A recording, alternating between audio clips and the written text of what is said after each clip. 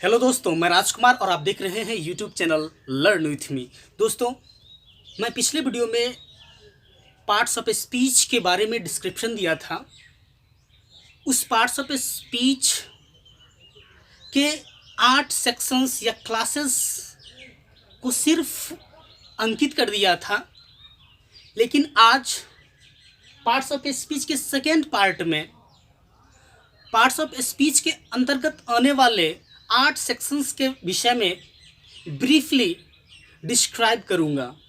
तो दोस्तों, बिना समय गंवाए हुए इस लेसन को स्टार्टअप करते हैं। दोस्तों, हम पार्ट्स ऑफ स्पीच के 8 सेक्शंस में बताए थे कि ये 8 सेक्शंस हैं: noun, pronoun, adjective, verb, adverb, preposition, conjunction और इंटरजेक्शन। अब प्रत्येक पर हम चर्चा करेंगे। प्रत्येक सेक्शंस पर, प्रत्येक क्लास पर मैं ब्रीफली डिस्क्राइब करूंगा। सबसे पहले चलते हैं नाउन पर। नाउन देखते हैं। नाउन जो होता है, एक पर्सन का नाम होता है, एक प्लेस का नाम होता है, एक एनिमल का नाम होता है, एक थिंग का नाम होता है, या क्वालिटी का नाम होता है। अर्थात नाउन किसी व्यक्ति, स्थान, जानवर, वस्तु या गुण के नाम को कहते हैं। पर्सन की बात करते हैं तो जैसे राधा, राम, ये पर्सन का नाम है। जैसे प्लेस की बात करते हैं तो पटना, जैसे आपका दिल्ली, ये हो गया प्लेस। ये प्लेस का नाम इंडिकेट करता है, इसलिए यह भी नाउन के श्रेणी में आता है। एनिमल जैसे लाइन ले लेते हैं, हम टाइगर ले लेते हैं, तो ये एनिमल के नाम को इंडिकेट करता है, तो ये भी नाउन है। थिंग की बात करते हैं, जैसे कॉफ़ी ले लेते हैं, टी ले लेते हैं, ये कोई चीज़ है, सामग्री है, तो यह भी नाउन के अंतर्गत आता है। और कोई क्वालिटी मतलब एक गुण, जैसे हैप्पीनेस, जैसे क्लीनलीनेस, ये सभी क्वालिटी है जो किसी व्यक्ति में निहित होता है या किसी वस्तु में निहित होता है। तो आप जान गए नाउन क्या होता है। नाउन वैसे वर्ड्स होते हैं जो पर्सन्स या प्लेसेस या एनिमल्स या थिंग्स या क्वालिटीज़ की बात करते हैं। अगर हम एक वाक्य लेते हैं कि Ram is a boy, Sita will be a nurse, तो यहाँ पर देखिए जो राम है वह कौन सा पार्ट्स ऑफ स्पीच में आता है? यह नाउन में आता है, क्योंकि यह एक पर्सन का नाम है। सीता भी एक पर्सन का नाम है जो नाउन के कैटेगरी में आता है। उसी तरह सभी शब्दों पर वाक्य बनाया जा सकता है। अब हम बात करते हैं थोड़ा सा और। ये तो जान गया पर्सन, प्लेस, एनिमल, थिंग और क्वालिटी। क्वालिटी मतलब होता है, क्वालिटी जो होता है वो एक अब्स्ट्रैक्ट आइडिया होता है, या अब्स्ट्रैक्ट एक थिंकिंग होता है, एक एक्टिविटी होता है जिसका कोई फिजिकल एग्जिस्टेंस नहीं होता है। जैसे हैप्पीनेस की बात करते हैं तो हैप्पीनेस मतलब खुशी होता है, और खुशी जो होता है उसका फिजिकल एग्जिस्टेंस नहीं है, उसका कोई क्लीननेस की बात करते हैं तो क्लीननेस में भी जो है कोई फिजिकल एग्जिस्टेंस नहीं होता है। यह एक क्वालिटी है जो किसी व्यक्ति या वस्तु में निहित होता है। दोस्तों, अब बात करते हैं हम प्रोनाउन की।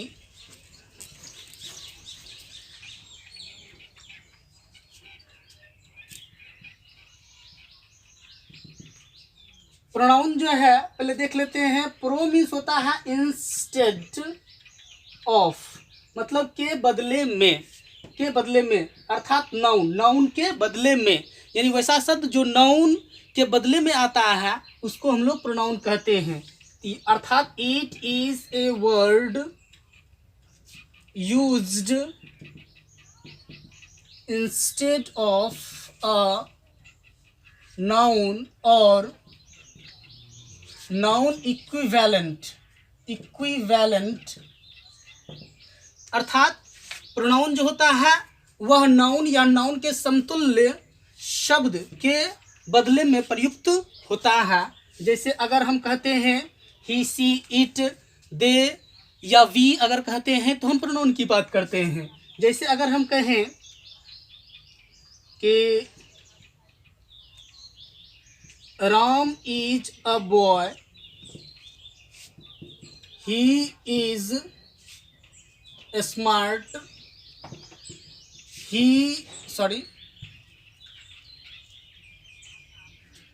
यहाँ पर देखिए राम एक लड़का है, राम एक लड़का है, वह स्मार्ट है, वह चतुर है या अच्छा है। तो यहाँ पर जो ही की बात किए हैं वह नाउन के बदले में किए हैं। अब यहाँ पर क्या किए हैं, हम राम शब्द के रिपीट होने से, रिपीटेशन से बचने के लिए हम लोग ही का प्रयोग किए हैं। अगर हम बोलते हैं Ram is a boy, Ram is a smart, Ram is a smart, या Ram works in the office, तो यहाँ पर देखिए राम राम राम, अगर हम एक ही शब्द को बार बार प्रयोग करते हैं तो ये प्रयोग जो है भद्दा माना जाता है और सुनने में भी वो अच्छा नहीं लगता है। इसलिए हम लोग नाउन के रिपीटेशन को कम करने के लिए हम लोग प्रोनाउन का इस्तेमाल करते हैं। तो यहाँ पर राम काट देंगे, इसके स्थान पर यहाँ पर ही का प्रयोग करेंगे। उसी तरह यहाँ भी राम काट देंगे, इसके स्थान पर हम लोग ही का प्रयोग करेंगे। यह उचित है और ये प्रयोग जो है वह सौंदर्य को बढ़ाता है। चलिए आप यहाँ देख लिए कि नाउन के बदले में आया, नाउन के बदले में ही आया। अब नाउन इक्विवेलेंट की भी बात करते हैं। जैसे अगर हम कहते हैं walking is a good exercise, तो यहाँ पर देखिए वॉकिंग जो है वह लगता है कि वर्ब है, लेकिन यह एक जिरंड है। जिरंड को वर्बियल नाउन भी कहते हैं या वर्बल नाउन भी कहते हैं। यह नाउन का कार्य करता है, यह नाउन के समतुल्य है, इसलिए यह भी आपका हो गया आपका नाउन, ये हो गया आपका नाउन। और फिर अगर हम कहते हैं कि it keeps us healthy, it keeps us healthy, अर्थात यहाँ पर भी अगर वॉकिंग लिखते हैं, वॉकिंग कीप्स अस हेल्दी, तो यह ऑड लगता, इसलिए इसको रिपीटेशन नहीं करेंगे, इसका रिपीटेशन नहीं करेंगे। इसके स्थान पर हम उचित जो प्रोनाउन है इट, उसका प्रयोग करेंगे। तो आप देख लिए कि नाउन की इक्विवेलेंट जो वॉकिंग था उसके स्थान पर मैंने इट प्रोनाउन का प्रयोग किया है। अब हम बात करते हैं एडजेक्टिव के बारे में।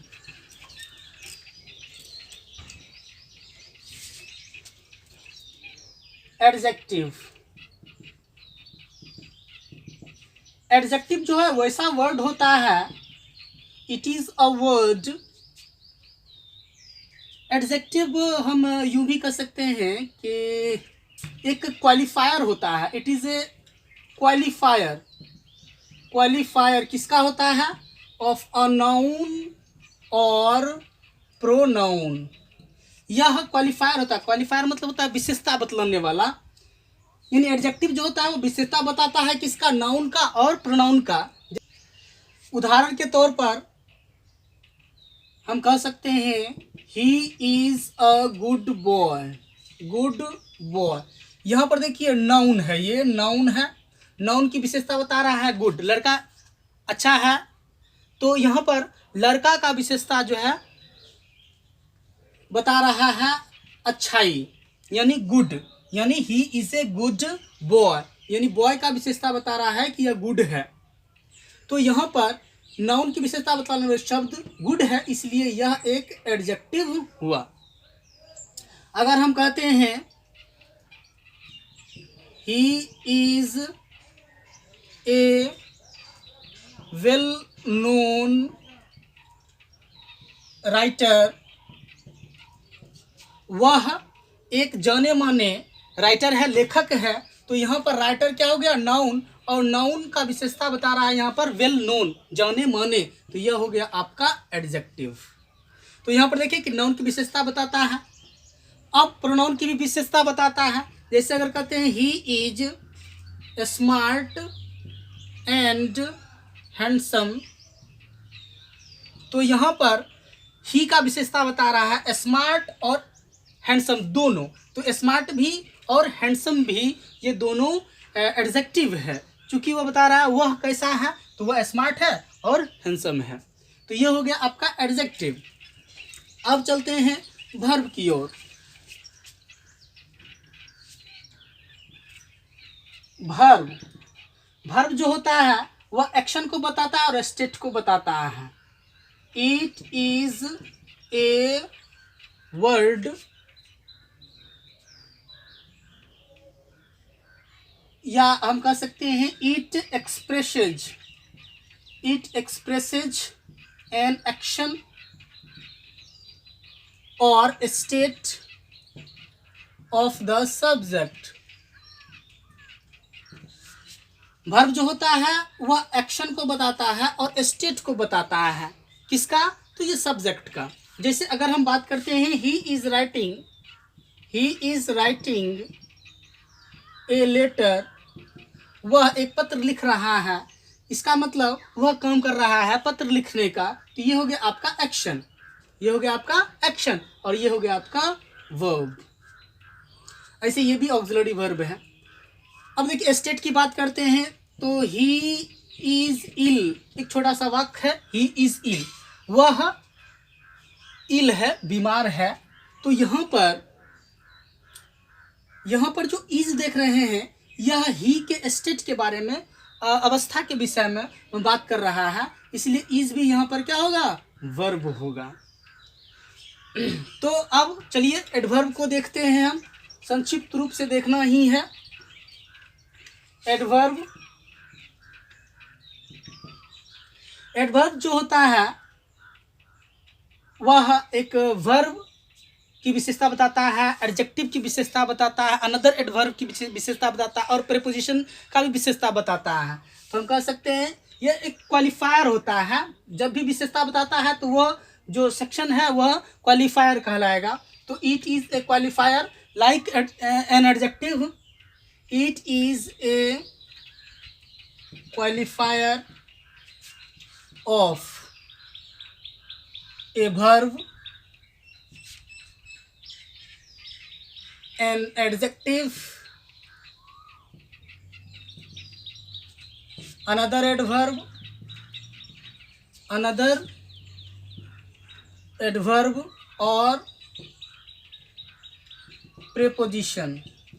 अब देखिए एडवर्ब जो होता है वह क्वालिफायर होता है, विशेषता बताने वाला होता है शब्द, जो कि वर्ब, एडजेक्टिव या अनदर एडवर्ब, दूसरे किसी एडवर्ब की भी विशेषता बताता है और प्रीपोजिशन का भी विशेषता बताता है। जैसे एक एग्जांपल लीजिए वर्ब, जैसे ही रन्स फास्ट, वह दौड़ता है तेजी से, वह तेजी से दौड़ता है, यानी दौड़ रहा है किस स्पीड से, तेजी से दौड़ रहा है। तो यहाँ पर रन का विशेषता बता रहा है ये फास्ट, इसलिए रन हो गया वर्ब और ये हो गया आपका एडवर्ब। यानी आप देख रहे हैं कि वर्ब की विशेषता बता रहा है, इसलिए यह एडवर्ब हुआ। अब एडजेक्टिव की बात करते हैं। जैसे सी इज एक्सट्रीमली ब्यूटीफुल, वह अत्यंत सुंदर है। तो यहाँ पर सुंदर की विशेषता बता रहा है अत्यंत, तो ये एडजेक्टिव है और एडजेक्टिव की विशेषता ये एक्सट्रीमली बता रहा है, इसलिए एडवर्ब है। अब बात करते हैं अनदर एडवर्ब, जैसे ही बिहेव्स वेरी रूडली, वह बहुत ही घिष्टतापूर्वक बिहेव करता है, व्यवहार करता है। तो बहुत ही उदंडतापूर्वक, यानी उदंडतापूर्वक का विशेषता बताया यहाँ पर वेरी, और उदंडतापूर्वक एक एडवर्ब है, और उदंडतापूर्वक का विशेषता बता रहा है बहुत, तो ये भी हो गया आपका एडवर्ब। तो अब एडवर्ब जो है दूसरे एडवर्ब का ही विशेषता बता रहा है, अपना स्वयं विशेषता बता रहा है। अब बात करते हैं प्रीपोजिशन, जैसे the bird flu, the bird flu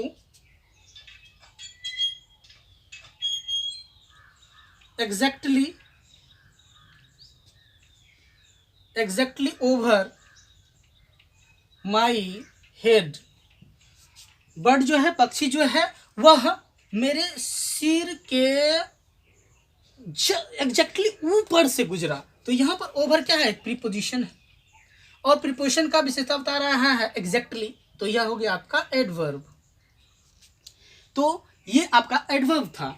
और हम बात करते हैं अब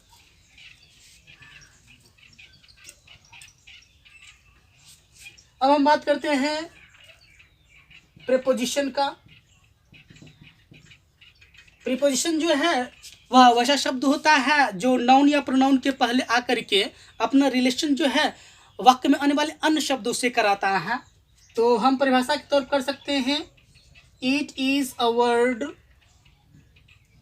यूज्ड बिफोर अ नाउन और pronoun to show its relation with the other words of the sentences। अर्थात यह नाउन या प्रोनाउन के पहले आता है और रिलेशन बताता है वाक्य में आने वाले अन्य शब्दों के साथ। जैसे अगर कहते हैं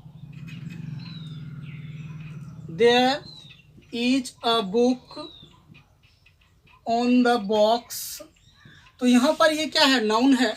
नाउन के पहले ऑन क्या है, प्रीपोजिशन है, जो नाउन के पहले आ गया है, और बुक बॉक्स का रिलेशन जो है वो बुक से करवाता है। यानी बुक कहाँ है, तो वह बॉक्स के ऊपर है। तो यहाँ पर रिलेशन दोनों में बता रहा है। जैसे एक और एग्जांपल लीजिए, ही laughs at me, वह मुझ पर हंसता है। तो यहाँ पर मी क्या है, प्रोनाउन है, और यह प्रोनाउन के पहले क्या गया है, प्रीपोजिशन है, जो क्या कर रहा है, मी और ही के साथ कनेक्शन जोड़ता है, रिलेशन बताता है। तो ये हो गया आपका प्रीपोजिशन। अब हम बात करते हैं कंजंक्शन पर। कंजंक्शन जो होता है वह कनेक्टिंग वर्ड होता है, जो वर्ड्स और सेंटेंसेस को आपस में जोड़ने का काम करता है। तो हम कह सकते हैं इट इज ए कनेक्टर।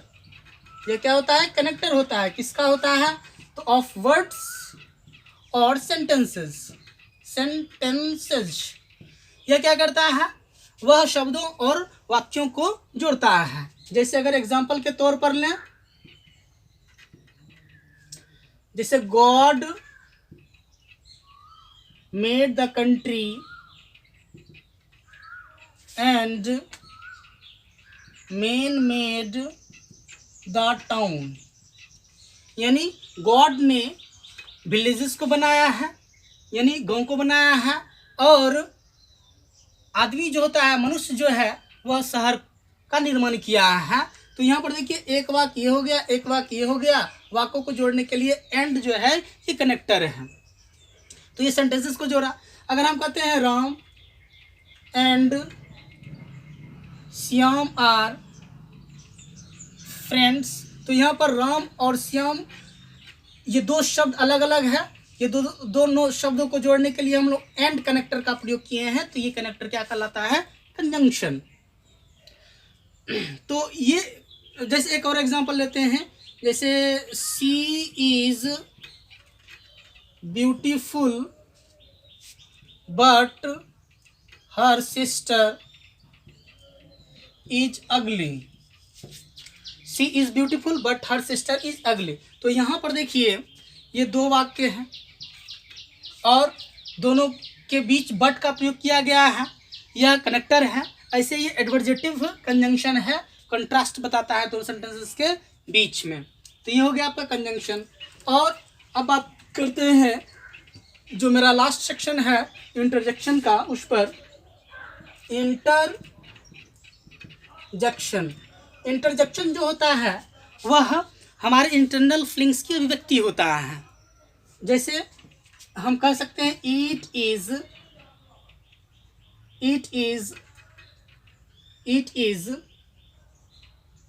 या it expresses a strong feeling,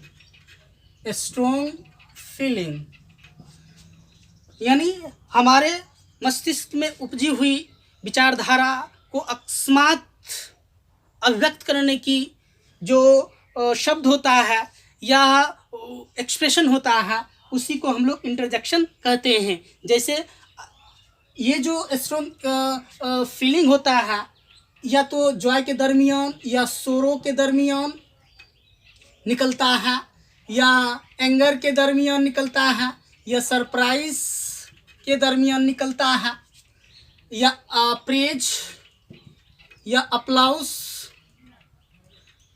के दरमियान हम स्ट्रॉन्ग फीलिंग की अभिव्यक्ति करते हैं। जैसे अगर कोई न्यूज़ आता है वो अच्छा रहता है तो हम कहते हैं कि वाओ व्हाट न्यूज़, क्या न्यूज़ है, वाओ। तो यहाँ पर जो वाओ है वह एक इंटरजेक्शन है। अगर हम कहते हैं अमेजिंग, अगर हम आश्चर्य की अभिव्यक्ति करते हैं तो हम लोग कहते हैं ना अमेजिंग, या हम लोग कहते हैं सुपर या एक्सीलेंट। तो ये सभी क्या है, वह इंटरजेक्शन के श्रेणी में आता है। या कभी खुशी के अवसर पर हम लोग कहते हैं कि hurray hurray hurray, we have won the match, मैंने मैच जीत लिया। तो यहाँ पर हुर्रे शब्द का प्रयोग करते हैं। Extremely in a state of happiness we express it hurray, then this expression, this word is regarded as interjection. Interjection का यही काम होता है कि हम हमारे अंदर जो स्ट्रॉन्ग फीलिंग्स है उसकी अभिव्यक्ति वाला जो सेंटेंस है, वर्ड्स है, वो इंटरजेक्शन के श्रेणी में आता है। जैसे अगर हम कहते हैं कि अगर कोई ऐसा समाचार है जो बहुत ही दुखद वाला है, दर्द देने वाला है, तो हम कहते हैं हाउ ट्रेजिक, कितना दुखदाई है, या हाउ बैड, या हम लोग कहते हैं इनक्रेडिबल,